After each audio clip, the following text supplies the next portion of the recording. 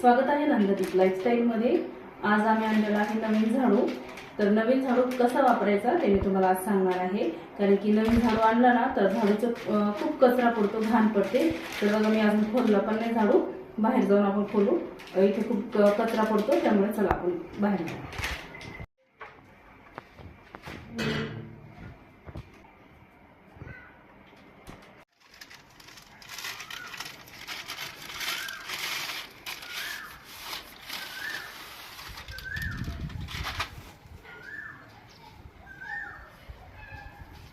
नवीन आणलेला झाडू जशाचा तसाच जर वापरायला काढला तर घरामधला कचरा साफ करण्याऐवजी झाडूचाच कचरा भरपूर घरामध्ये पसरतो आणि हा कचरा काही लवकर संपत नाही। महिनाभर त्या झाडूमधून कचरा पडतच राहतो। तर त्यासाठी काय करायचं, एखाद्या खरबडीत जागेवरती अशा पद्धतीने झाडू रफ करून घ्यायचा। तर इथे बघू शकता तुम्ही झाडू मी कशा पद्धतीने चोळत आहे खाली रफ जागेवरती आणि त्यामधून कसा कचरा निघत आहे। आता झाडू झटकून घेतला तर त्यामधून अजूनच कचरा निघेल। जसजसं हाताने चोळून घ्याल झाडू तसा त्यामधून कचरा निघतो आणि अशा पद्धतीने पूर्ण झाडूमधला कचरा काढून घ्यायचा। जोपर्यंत त्या झाडूमधला ती घाण निघायची कमी होत नाही, कचरा निघायचं कमी होत नाही, तोपर्यंत असा रफ करून घ्यायचा।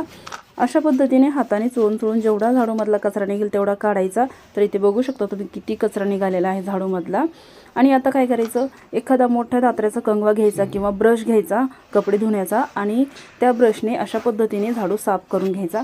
आणि अशा पद्धतीने कंगव्याने जर झाडू साफ केला तर सावकाश करायचा, जेणेकरून त्याच्या काड्या तुटणार नाहीत। तर इथे बघू शकता तुम्ही मी ज्या पद्धतीने साफ करत आहे हळूहळू त्याच पद्धतीने झाडू साफ करून घ्यायचा, अजिबात काड्या तुटणार नाहीत। किंवा मग तुमच्याकडे एखादा चांगला मजबूत कपडे धुण्याचा ब्रश असेल तर त्या ब्रशने सुद्धा तुम्ही झाडू साफ करू शकता। झाडूमधला पूर्ण कचरा निघालेला आहे, बघू शकता तुम्ही। आता जर कंगव्याने झाडू साफ केला तर अगदी थोड्या प्रमाणामध्ये कचरा निघत आहे आणि आता हा झाडू पूर्ण स्वच्छ झालेला आहे। अगदी किंचित कचरा निघू शकतो 1-2 दिवस झाडू मारताना, त्यापेक्षा जास्त निघणार नाही। तर इथे बघू शकता तुम्ही किती कचरा निघालेला आहे आणि जर झाडू साफ न करताच वापरला तर घरामध्ये किती कचरा पडतो। तर आता पूर्ण झाडू साफ केल्यानंतर एवढा कचरा निघालेला आहे, तो कचरा आपण झाडाखाली टाकूया। त्यानंतर आता झाडू मारून पाहायचं झाडूमधला कचरा किती प्रमाणामध्ये पडतो आणि जर अजून पडत असेल तर थोडासा अजून ब्रशने झाडू साफ करून घ्यायचा। तर इथे खूपच कमी प्रमाणामध्ये कचरा पडत आहे। तर पहा झाडू किती स्वच्छ झालेला आहे। आता आपण चांगल्या फरशीवर झाडू मारून बघू किती कचरा पडतो। तर इथे मी पोर्चमधल्या फरशीवरती झाडू मारत आहे। या फरशीवर आधीच भरपूर धूळ होती, त्यामुळे तुम्हाला कचरा दिसू शकतो।